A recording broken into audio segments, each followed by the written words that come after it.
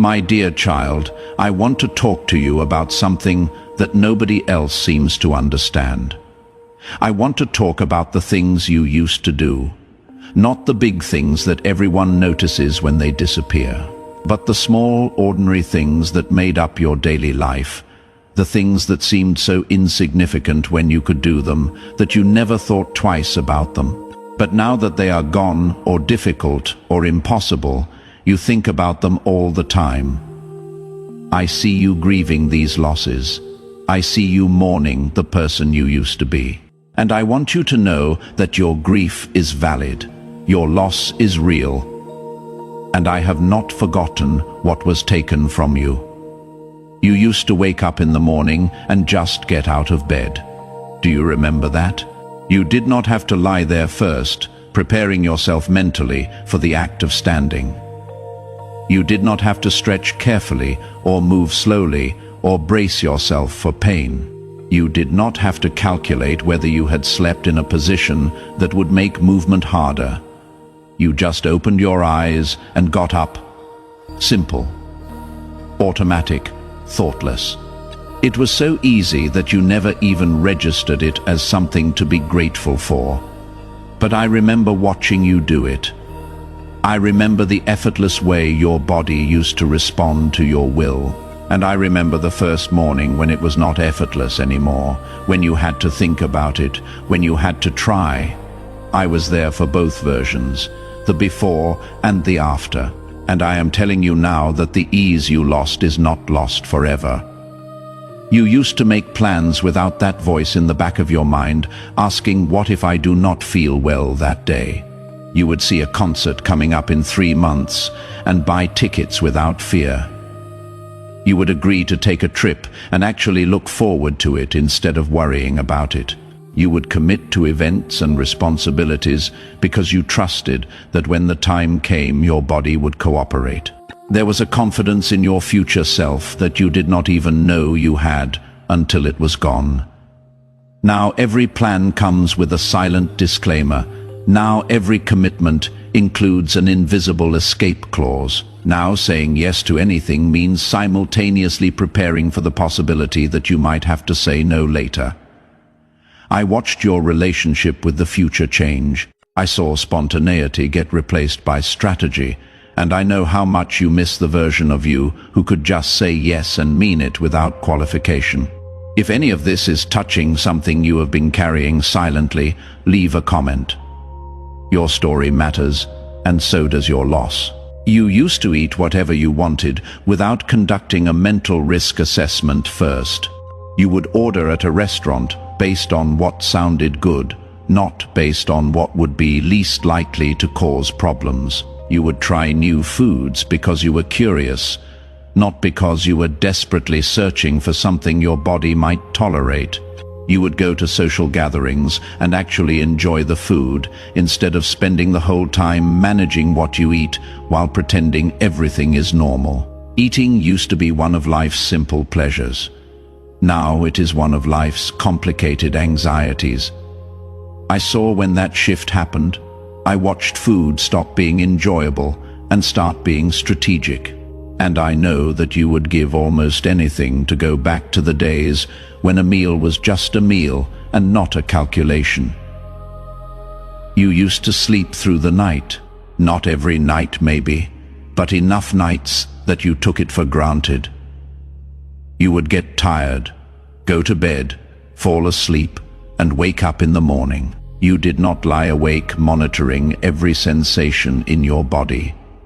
You did not wake up multiple times to check if symptoms had changed. You did not spend hours in the dark trying to calm your racing thoughts. You did not get up exhausted after a full night in bed because your sleep was constantly interrupted by pain or discomfort or anxiety. Sleep used to restore you. Now, it is just another thing you have to work at. Another thing that used to be natural that now requires effort and often still fails. I know about every restless night. I have been present in every 3 a.m. wakefulness, and I see how the loss of easy sleep has affected everything else in your life. You used to have energy that carried you through a normal day. You could work, run errands, make dinner, spend time with people you love, and still have something left over for yourself. You did not have to ration your energy like a limited resource. You did not have to choose between being productive and being social, because doing both would drain you completely. You did not have to plan recovery time after basic activities. Your body just did what you asked it to do, and then recharged naturally while you slept.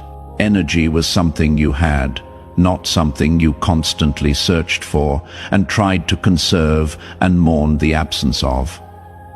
I remember when your body generated energy freely. I remember when fatigue was the exception rather than your constant companion.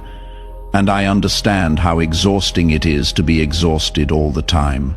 You used to be able to exercise, or at least move your body in ways that felt good. Maybe you were not an athlete, but you could take a walk, or do some gardening, or play with your kids or dance in your kitchen while cooking. Your body was a source of capability and strength, not limitation and frustration.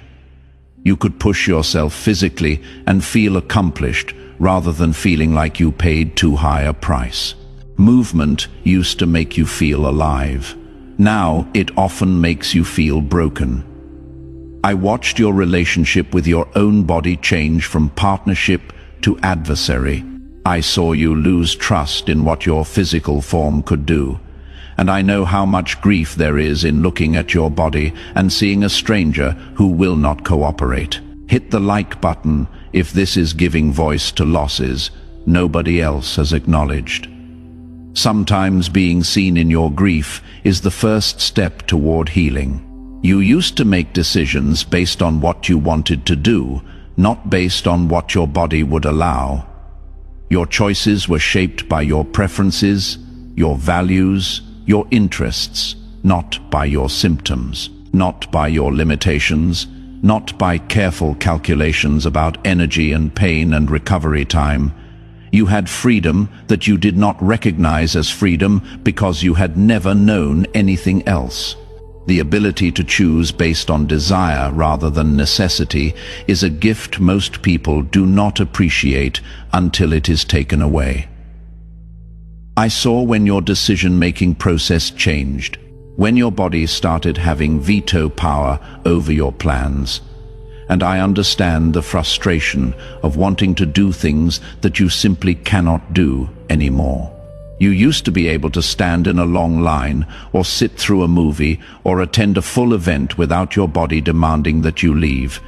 You could be somewhere as long as you wanted or needed to be there. You were not constantly aware of exits or constantly calculating how much longer you could maintain your position. You were not strategically choosing seats based on accessibility or planning departures around symptoms. You could just be present in experiences without half your attention on managing your physical state. Presence used to be easy. Now it requires enormous effort. I know how much you miss being able to fully engage with moments instead of managing them. You used to have patience for minor inconveniences because you had the reserves to deal with them. A traffic jam was annoying, but not devastating. A change of plans was disappointing, but not catastrophic. A stressful day at work was tiring, but not completely depleting. You had emotional and physical bandwidth for life's normal frustrations.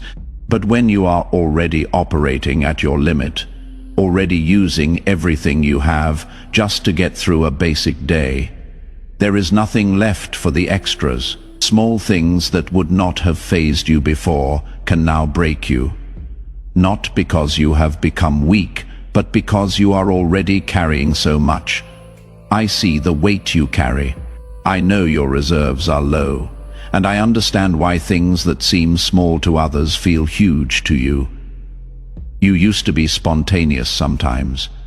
You could decide last minute to go somewhere or do something. You could change plans on a whim. You could say yes to unexpected invitations. Your life had flexibility and flow, but chronic health issues require rigid structure. You have to plan ahead. You have to know what is coming. You have to manage your energy and your symptoms and your medications around a schedule. Spontaneity feels dangerous now because it means stepping outside of the careful routines you have built to survive. I watched the structure of your life become more rigid by necessity. I saw you lose the lightness of being able to just go with the flow. And I know there is sadness in how controlled and planned everything has to be now. You used to trust your body to tell you when something was seriously wrong. A headache was just a headache, not a potential sign of something terrible. A moment of fatigue was just tiredness, not a symptom to track and analyze. A random pain was annoying but not alarming. You had a baseline sense that your body was generally on your side, generally functioning, generally reliable. But now every sensation is potentially significant. Every symptom could be something important. Your body has become a source of constant surveillance rather than a source of trust. The innocence of being able to dismiss minor discomforts has been replaced by hypervigilance. I know how exhausting it is to monitor yourself constantly, how tiring it is to never be able to just assume that something is nothing. Type Amen. If you understand this grief of losing the simple things nobody else even thinks about. You used to look forward to things. Upcoming events made you excited rather than anxious. The future held possibility rather than fear. You could anticipate good experiences without the shadow of wondering if your body will cooperate when the time comes. Hope about tomorrow used to be easy and natural. Now every future moment comes with the qualifier, if I am feeling okay. I saw when your relationship with the future changed, when anticipation got mixed with dread, when looking forward became complicated by looking inward at your unpredictable body. And I understand how the loss of easy hope about tomorrow affects how you move through today. You used to be able to push through when you needed to. If you had a deadline or an important event or something that mattered, you could dig deep and find an extra gear. Your body would respond when you asked it to perform. But now pushing through is not always an option. Sometimes there is nothing to dig into. Sometimes your body just will not cooperate, no matter how much you need it to or want it to. The reliability you used to have in your own capacity to rally when necessary is gone. And that loss affects not just your ability to do things, but your confidence in yourself. I watched you lose faith in your own resilience. Not because you are not resilient, but because your body has stopped responding to willpower, and I know how scary it is to not be able to count on yourself the way you used to. You used to worry about normal things, work stress, relationship issues, financial concerns, the everyday anxieties that everyone deals with. But now those concerns often feel secondary to the bigger worry about your health. It is hard to care about a work deadline when you are worried about what is happening in your body. It is hard to focus on normal life stress when you are dealing with symptoms that scare you. Your worry hierarchy has been completely rearranged, and that affects how you relate to everything else in your life. I see how health anxiety has overshadowed other concerns, how it has become the constant background noise that makes it hard to fully engage with anything else. And I know you miss when your biggest worry was something comparatively manageable. You used to recognize yourself. Not just physically, though that may have changed too.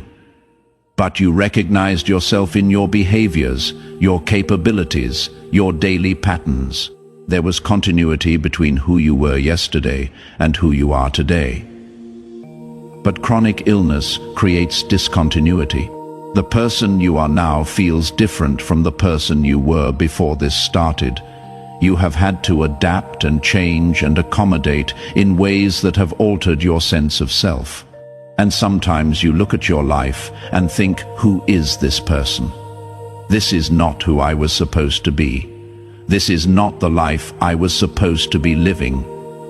I see your identity confusion. I understand that you are grieving, not just what you lost, but who you lost. The version of you that existed before is gone, and the version that exists now is someone you are still trying to understand and accept. You used to feel capable, competent, able to handle what life threw at you. You had confidence in your ability to manage challenges, but when your own body becomes the challenge, when the thing that is not working is the very foundation of everything else, capability feels like a distant memory. You have lost confidence, not because you are not trying, but because you are trying so hard and still struggling. I watched your self-assurance erode as your health declined. I saw you start to doubt yourself in ways you never did before, and I know that rebuilding that sense of capability requires more than just feeling better physically. It requires healing the damage that loss of control has done to your spirit. Share this if it is speaking to your hidden grief. Someone in your life needs to know they are not alone in mourning what they used to be able to do. You used to have hobbies and interests that brought you joy. Things you did just because you enjoyed them, not because they served some health-related purpose. But when all your energy and attention get consumed by managing your condition, there is little left for the things that used to make life feel worth living. You have had to let go of activities you loved. You have had to stop participating in communities you were part of. You have had to abandon projects you cared about. Not because you wanted to, but because you simply do not have the capacity anymore. And every abandoned hobby is another small grief, another piece of yourself that got sacrificed to this condition. I see all the things you have given up, all the passions you have put on hold indefinitely. And I know that the loss of joy is sometimes harder than the presence of pain. You used to be the person people called when they needed help. You were reliable, dependable, the one who showed up. But now you often need help yourself. You have had to learn to receive when you were used to giving. You have had to ask for things when you were used to being the one people asked. The role reversal has been humbling and uncomfortable and sometimes painful. I watched you struggle with accepting help. I saw the internal battle between needing support and wanting to maintain independence. And I understand how the loss of being the helper has affected your sense of purpose and value. You used to take your body for granted, not in a bad way. You just did not have to think about it much. It worked so you could focus on other things. It was the vehicle for your life, not the focus of your life, but now your body demands constant attention. It has become the thing you think about most, the thing that determines what you can and cannot do, the thing that wakes you at night and occupies your thoughts during the day. Your body has gone from background to foreground, and that shift has changed everything. I know you want to go back to the days when you did not have to think about being in a body, when you could just be and do and live without constant awareness of your physical state. You used to laugh easily, genuine, unguarded laughter that came from joy rather than from trying to seem okay. But pain and worry and exhaustion have a way of dampening joy. It is hard to laugh when you hurt. It is hard to find things funny when you are scared. It is hard to let go enough for real laughter when you are always bracing for the next symptom, the next flare, the next disappointment. I miss hearing your unrestrained laughter. I remember what your joy sounded like before it got muted by suffering, and I am committed to restoring that sound to your life. Now hear me clearly. Everything I just described, every loss I just named, every piece of your former life that I acknowledged, I did not bring it up to make you sadder. I brought it up because your grief needs to be witnessed. The things you have lost need to be honored. The person you used to be deserves to be remembered. You have been trying so hard to accept your new normal that you have not given yourself permission to properly mourn your old normal. You have been so focused on adapting that you have not allowed yourself to grieve what you had to adapt to. But grief is not weakness. Mourning is not faithlessness. Acknowledging what you have lost does not mean you have given up hope for what you might regain. So right now, I am giving you permission to feel the full weight of everything that has changed. You do not have to be positive about it. You do not have to find the silver lining. You do not have to be grateful for the lessons or the growth or the perspective. You can just be sad about what you have lost. You can just be angry that this happened. You can just grieve for the life you were living and the person you were being before all this started. That grief is holy. It matters to me, and expressing it does not mean you lack faith. It means you are human. But after you have grieved, after you have acknowledged the losses, after you have honored what was taken, I need you to hear what I am about to restore, because I did not walk you through that catalogue of loss to leave you there. I walked you through it to show you that I see it all. I know exactly what was taken, which means I know exactly what needs to be given back, and I am about to give it back. Write restore in the comments as a declaration that what was lost will be returned. Let your faith rise up. You are going to wake up one morning soon, and getting out of bed will be easy again. Not because you learned better coping strategies or developed more willpower, but because the pain that made it difficult will be gone. Your body will respond to your will the way it used to. Movement will be effortless again.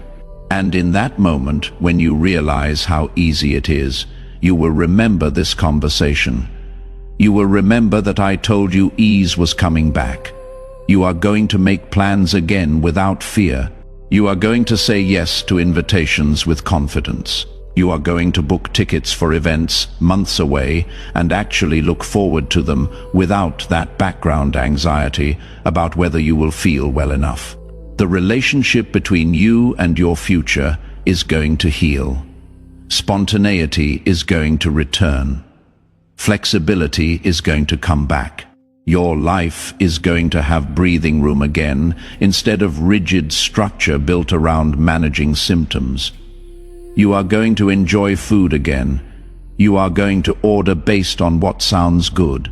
You are going to try new things without fear. You are going to eat with other people and actually participate instead of managing. Meals are going to become pleasurable again instead of strategic. And you are going to taste freedom in every bite that does not require calculation. You are going to sleep through the night again. Deep, restorative, uninterrupted sleep that actually refreshes you. You are going to wake up with energy instead of exhaustion.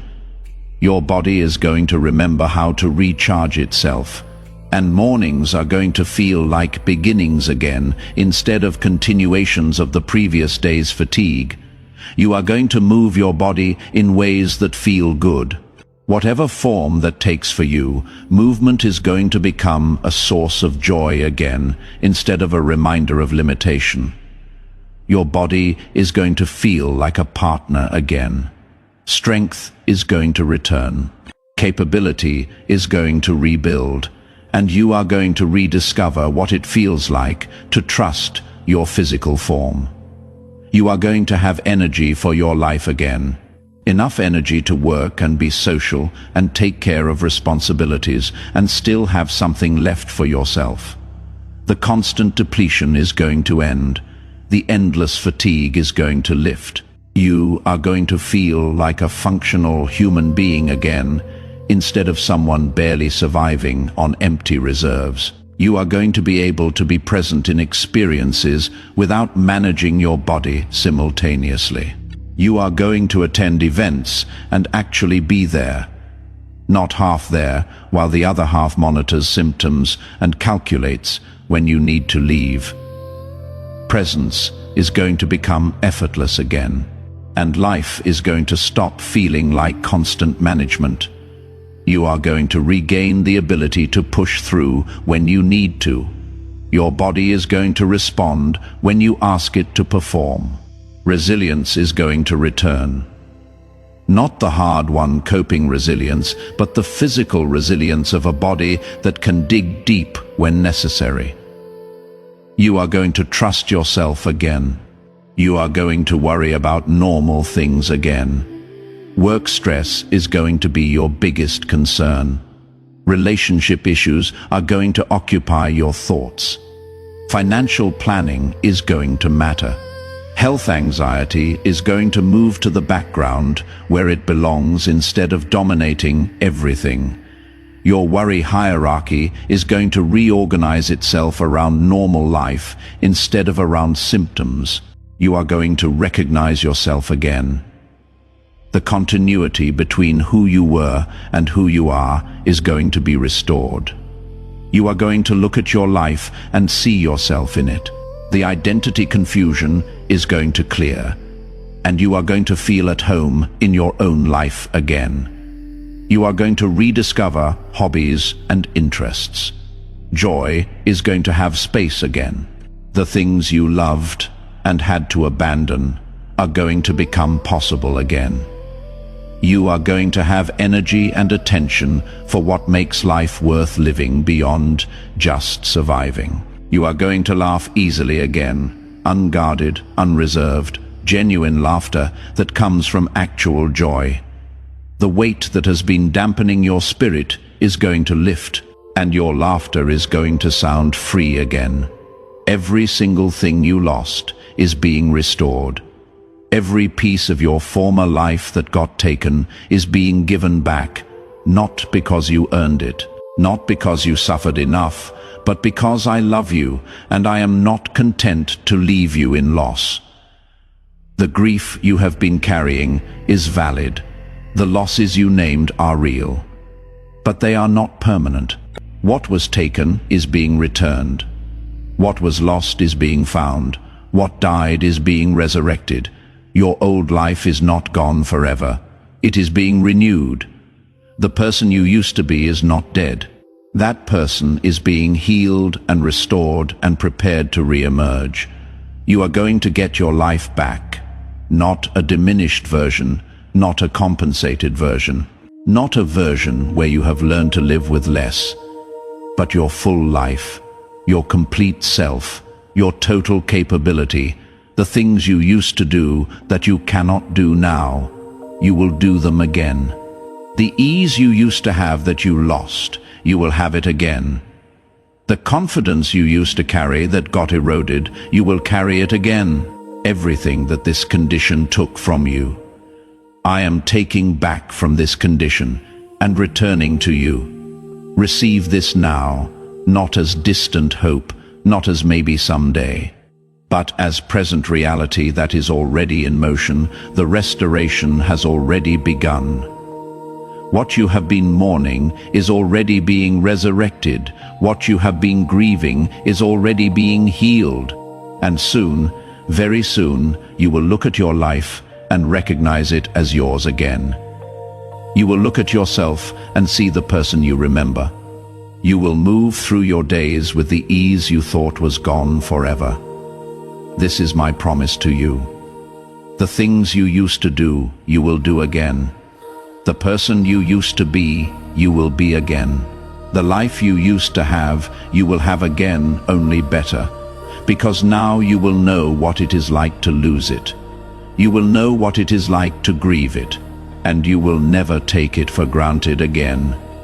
Every easy morning, every spontaneous plan, every meal eaten without fear, every night of good sleep, every moment of being fully present, all of it will be sweeter because you know what it is like to live without it. Your restoration is not just about removing what is wrong. It is about returning what was right, and I am doing both. The healing of your body and the restoration of your life are happening simultaneously. Trust me, believe me, receive it, and watch as everything you lost comes back to you better than it was before. You will do the things you used to do again. This is my word to you. Let it be done.